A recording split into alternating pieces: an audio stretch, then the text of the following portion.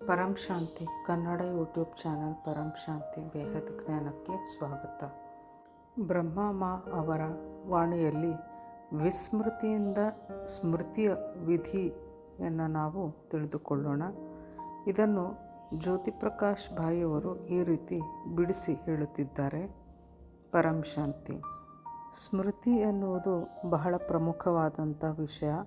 ಆಧ್ಯಾತ್ಮದ ಅಂತಿಮ ಗುರಿಯೇ ಮೂಲ ಸ್ಮೃತಿಯನ್ನು ಪಡೆದುಕೊಳ್ಳುವುದಾಗಿದೆ.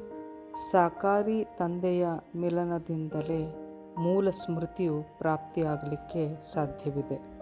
ಹೊರತು ನಾವು ಏನೇ ಮಾಡಿದರೂ ಸಹ ಈ ಭೂಮಿಯ ಮೇಲೆ ನಮಗೆ ಪುನಃ ನಮ್ಮ ಮೂಲ ಸ್ಮೃತಿ ಸಿಗಲಿಕ್ಕೆ ಸಾಧ್ಯವೇ ಇಲ್ಲ. ಹಾಗೂ ಈ ಸ್ಮೃತಿಯನ್ನು ಪುನಃ ಪಡೆಯಲಿಕ್ಕೆ ನಮಗೆ ಅದರ ವಿಧಿಯು ಸಾಕಾರಿ ತಂದೆ ಪರಮಪಿತನಿಂದಲೇ ಸಿಗಲಿಕ್ಕೆ ಸಾಧ್ಯ. ಹೀಗಾಗಿ ಭಗವದ್ಗೀತೆಯ ಅಂತ್ಯದಲ್ಲಿಯೂ ಸಹ ನಷ್ಟಮೋಹ ಸ್ಮೃತಿ ಲಬ್ಧ ಎಂದು ಹೇಳಲಾಗಿದೆ. ಯೋಗ ಅಥವಾ ಧ್ಯಾನದ ಗುರಿಯೇ ಸ್ಮೃತಿಯನ್ನು ಪಡೆಯುವುದಾಗಿದೆ. ಹೇಗೆ ಲೌಕಿಕದಲ್ಲಿ ಸ್ಮೃತಿಯು ಲಾಸ್ ಆದಾಗ ನಾವು ಎಲ್ಲರನ್ನ ಮರೆತು ಬಿಡುತ್ತೇವೆ, ಯಾರನ್ನೂ ಸಹ ನಾವು ಗುರುತಿಸುವುದಿಲ್ಲ. ಅದರಂತೆ ನಾವು ನಮ್ಮ ಬೇಹದ್ದಿನ ಸ್ಮೃತಿ ಅಂದರೆ ನಮ್ಮ ಮೂಲ ಸ್ಮೃತಿಯನ್ನು ಮರೆತಾಗ ನಾವು ನಮ್ಮ ರಚಯಿತ ಅಥವಾ ಸೃಷ್ಟಿಕರ್ತನನ್ನು ಸಂಪೂರ್ಣವಾಗಿ ಮರೆತು ಬಿಡುತ್ತೇವೆ. ಲೌಕಿಕದಲ್ಲಿ ವಿಸ್ಮೃತಿ ಉಂಟಾದಾಗ ನಮ್ಮ ಎದುರುಗಡೆ ನಮ್ಮ ತಂದೆ ತಾಯಿ ಸಹೋದರ ಸಹೋದರಿ ಯಾರೇ ಬರಲಿ ನಾವು ಅವರನ್ನು ಗುರುತಿಸುವುದಿಲ್ಲ. ಅದರಂತೆ ನಮ್ಮ ಮೂಲ ಸ್ಮೃತಿಯು ವಿಸ್ಮೃತಿಯಾದಾಗ, ಮರೆತು ಹೋದಾಗ ನಮ್ಮ ಮೂಲ ರಚಯಿತ ಅಥವಾ ಸೃಷ್ಟಿಕರ್ತ ನಮ್ಮ ಎದುರುಗಡೆ ಬಂದರೂ ಸಹ ಅವನನ್ನು ಗುರುತಿಸಲಾರೆವು. ಹೀಗಾಗಿ ಈ ಭೂಮಿಯ ಮೇಲೆ ಜ್ಞಾನವೇ ಒಂದು ಪರಿಚಯವಾಗಿದೆ. ಇದರ ಹೊರತು ನಾವು ನಮ್ಮ ತಂದೆಯನ್ನು ಕಂಡುಹಿಡಿಯಲು ಬೇರೆ ಯಾವುದೇ ದಾರಿ ಇಲ್ಲ. ಅವ್ಯಕ್ತ ವಾಣಿಯಲ್ಲಿಯೂ ಸಹ ಹೇಳಲಾಗಿದೆ, ತಂದೆಯು ನಿಮ್ಮ ಮುಂದೆ ಬಂದು ನಿಮಗೆ ಸ್ಮೃತಿಯನ್ನು ನೀಡುತ್ತಾನೆ. ತಂದೆ ಪರಮಪಿತನ ಕೆಲಸವೇ ಜ್ಞಾನವನ್ನು ನೀಡುವುದಾಗಿದೆ ಮತ್ತು ಜ್ಞಾನವನ್ನು ಪಡೆದು ನಮ್ಮ ಸ್ಮೃತಿಯನ್ನು ಮರಳಿ ಪಡೆಯುವುದೇ ಜ್ಞಾನಿ ಮಕ್ಕಳ ಗುರುತಾಗಿದೆ. ಬ್ರಹ್ಮ ಅವರ ಅವ್ಯಕ್ತವಾಣಿಯಲ್ಲಿ ಹೇಗೆ ತಂದೆ ಪರಮಪಿತನು ಸ್ಮೃತಿಯನ್ನು ನಮಗೆ ನೀಡಲು ಪದೇ ಪದೇ ನಮ್ಮ ಮುಂದೆ ಬರುತ್ತಾನೆ ಮತ್ತು ನಮಗೆ ನಮ್ಮ ಸ್ಮೃತಿಯನ್ನು ಕೊಡಲು, ನಮಗೆ ಮರೆತಿದ್ದನ್ನೆಲ್ಲ ನೀಡಲು ತಂದೆಯು ಪುನಃ ಪ್ರಯತ್ನ ಮಾಡುತ್ತಿರುತ್ತಾನೆ. ಇದರ ಬಗ್ಗೆ ಬ್ರಹ್ಮ ಅವರ ಒಂದು ವಾಣಿ ಇದೆ, ಅದನ್ನು ನೀವೆಲ್ಲರೂ ಕೇಳಿಸಿಕೊಳ್ಳಿ. ಪರಂ ಶಾಂತಿ.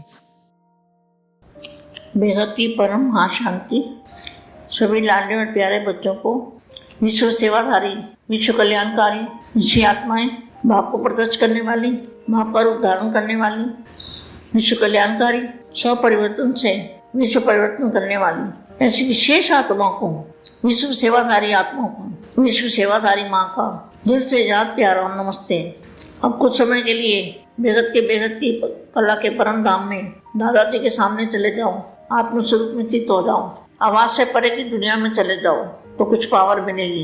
यहाँ तो कोई पावर नहीं है जो आपको पावर मिलेगी। पावर लेनी है तो बेहद की कला के परम धाम में वहाँ चले जाओ और आत्म स्वरूप में पावर मिलता है। पावर 5 तत्वों के शरीर में नहीं मिलता, आत्म स्वरूप में स्थित होते हैं तो ही पावर मिलता है। अभी चाहे कुछ सेकंड के लिए भी अनुभूति करो, शरीर से परे हो जाओ, आत्मा आवाज से परे हो जाओ। परम शांति। अब मैं कुछ वाणी पढ़ती हूँ, जो विशेष वाणी मुझे मिली है, ये वाणी पढ़ती हूँ। समझने जैसी वाणी है। वाणियों के अंदर बहुत सारा ज्ञान है, बेहद का ज्ञान भी है। वाणी को ध्यान से सुनना चाहिए और बार बार सुनना चाहिए। कम से कम दिन में 2 बार सुनने से और उसको समझना है। खाली सुनने से कुछ नहीं होता, समझने से होता है। भगवान ने जिन्हों को डायरेक्ट पढ़ाया, सुनाया, उन्होंने ही सुना, फिर ये ज्ञान रहता ही नहीं। क्या? फिर ज्ञान रहता ही नहीं। सुनाने वाला भी सुना के बंद कर देगा। बाप सन्मुख आकर जन्म दे तब तो लव होगा ना। तुम्हें जन्म दिया है तब तो लव हुआ। कौन सा जन्म दिया है? आत्म स्वरूप का जन्म दिया है, आत्मा का परिचय कराया है, फरिश्ता स्वरूप का जन्म दिया है। बेहद का बाप ने कौन सा जन्म दिया है? आपको फरिश्ता स्वरूप का अनुभव कराया, आपको आत्मस्वरूप का अनुभव कराया, इसको कहते हैं बाप ने आपको दिव्य जन्म दिया है। बाप सन्मुख आकर श्रीमत देते हैं। क्या बाप, बेहद के बाप सन्मुख आकर श्रीमत देते हैं।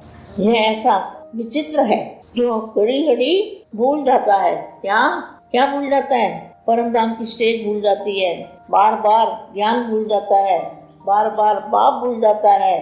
तो ये ऐसा विचित्र है जिसका चित्र नहीं बन सकता। वो है विचित्र बाप, विचित्र नॉलेज, सब कुछ विचित्र। तो यहाँ क्या लिखा है? यह ऐसा विचित्र है जो घड़ी घड़ी भूल जाता है। क्या भूल जाता है? बाप भी भूल जाता है, अपनी ड्यूटी भूल जाती है, परम धाम भूल जाता है, आत्मस्वरूप भूल जाता है, फरिश्ता स्वरूप भूल जाता है। जो घड़ी घड़ी भूल जाता है कि मैं आत्मा परम पिता परमात्मा के सन्मुख रही पड़ी हूँ, यह भूल जाता है। कमाल की वाणी है ना, इसको बार बार सुनो, ध्यान से सुनो। यह ऐसा विचित्र है जो घड़ी घड़ी भूल जाता है। हम आत्मा है। क्या भूल जाता है? हम आत्मा है, ये भूल जाता है। और क्या भूल जाता है? बाप सन्मुख है, ये भूल जाते हैं। परम धाम भूल जाता है, आत्मा भूल जाता है, ज्ञान भूल जाता है, बार बार भूल जाता है। भूलते ज्यादा है और याद कम करते हैं। तो देखो वाणी में क्या लिखा है? हम आत्मा है, परम पिता परमात्मा के सन्मुख हैं, ये भूल जाते हैं। बाप अभी सन्मुख कहते हैं। भक्ति मार्ग में फिर गायन बनता है, मैं सरकार चेता, तो हमको सन्मुख कह रहे हैं। मैं सरकार चेता, हमको सन्मुख पढ़ा रहे हैं। तुम्हारे द्वारा सुनने से इनडायरेक्ट हो जाता है। तो बाप तो डायरेक्ट जिन्होंने पढ़ाया उनकी कितनी वैल्यू है। तुम्हारे द्वारा सुनने से इनडायरेक्ट हो जाता है। फिर यहाँ आते हैं डायरेक्ट सुनने के लिए। फिर बाबा क्या करते हैं?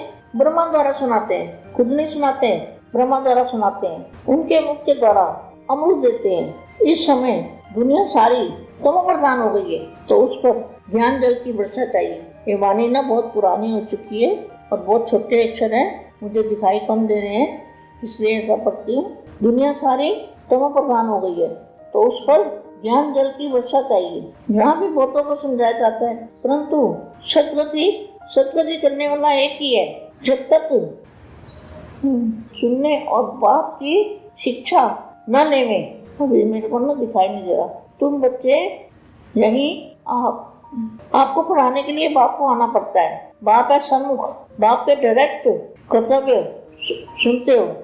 इनडायरेक्ट ज्ञान बाप देते नहीं, ज्ञान डायरेक्ट लिया जाता है। बाप का बनना पड़ता है। बाप तुमको सन्मुख पढ़ा रहे हैं, सन्मुख बिगर पढ़ाई नहीं होती। क्या बाप ने सन्मुख पढ़ाया? जिन्होंने सुना, जिन्होंने पढ़ा, उनको अपना स्टेटस आगे बढ़ाना चाहिए। उनको दुनिया को दिखाना चाहिए कि हमने डायरेक्ट पढ़ा है, डायरेक्ट सुना है, बाप से सन्मुख सुना है। उनको अपनी वैल्यू कितनी बनानी चाहिए। तो वैल्यू कैसे बढ़ती है? वैल्यू अकड़ से नहीं बढ़ती, वैल्यू झुकने से बढ़ती है। अपने आप को जीते जी मानना पड़ता है, सबकी सुननी पड़ती है, सुनानी नहीं पड़ती।